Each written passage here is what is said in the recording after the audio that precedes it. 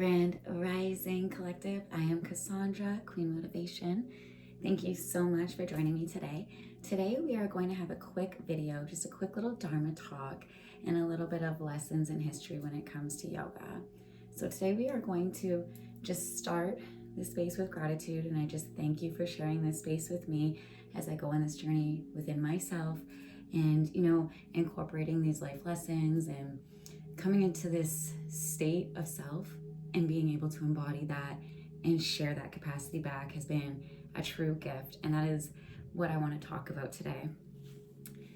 We were asked to choose one of the myths out of the book, The Myth of Asanas, and choose that and how it applies to our life. And I chose the triangle pose.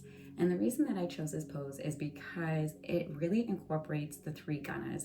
When we go here, we're really bringing in birth, life, death, mother, maiden, crone. We're really being in this triangle point, using three different bases to form this strength within.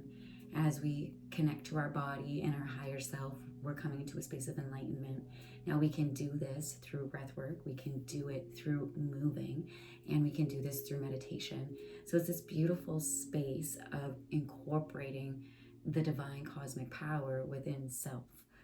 And coming to a space of expansion. So I really love triangle pose and just bringing that in and bringing us back to awareness, back to our body, strengthening and expanding the expression and the experience. And as we're indulged in this experience, we're not trying to reach a certain space, but more so be embraced in the space itself, just to simply be. And that's what's going to bring us into our next little section here.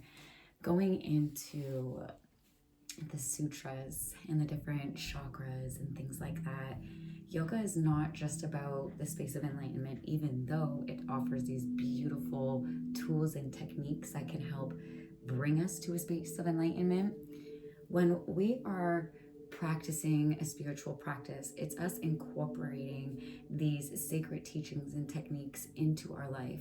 It's knowing that everything isn't not always perfect and not always bad, not always good, but knowing that we have tools to assist us in our journey back to self, back to source. And while we're bridging this life between the mundane and the spiritual and the physical, we can look back to the Sutra 4.20, which is reminding us that performing action without detachment is truly the space of enlightenment.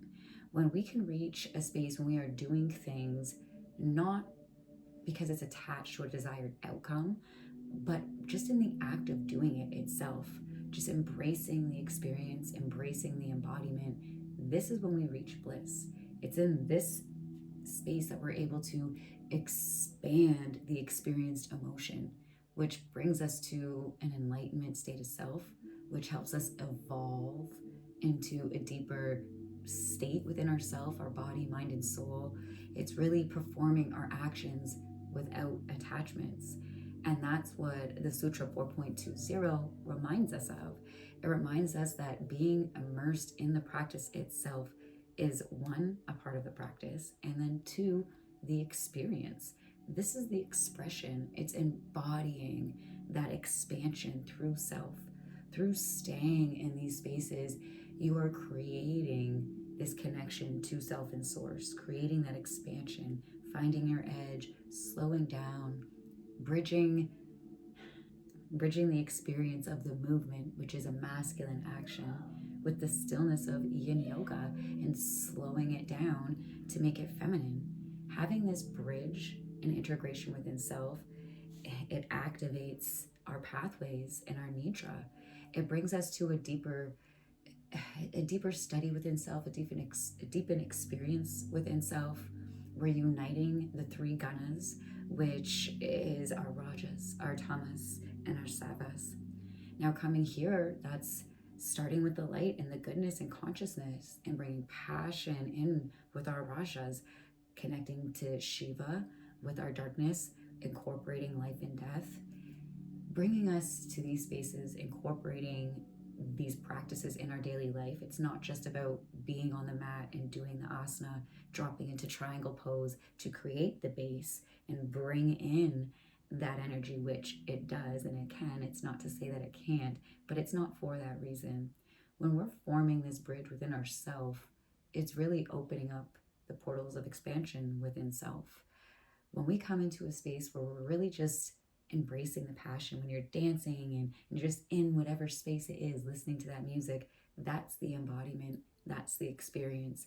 And it's in this experience that we reach connection.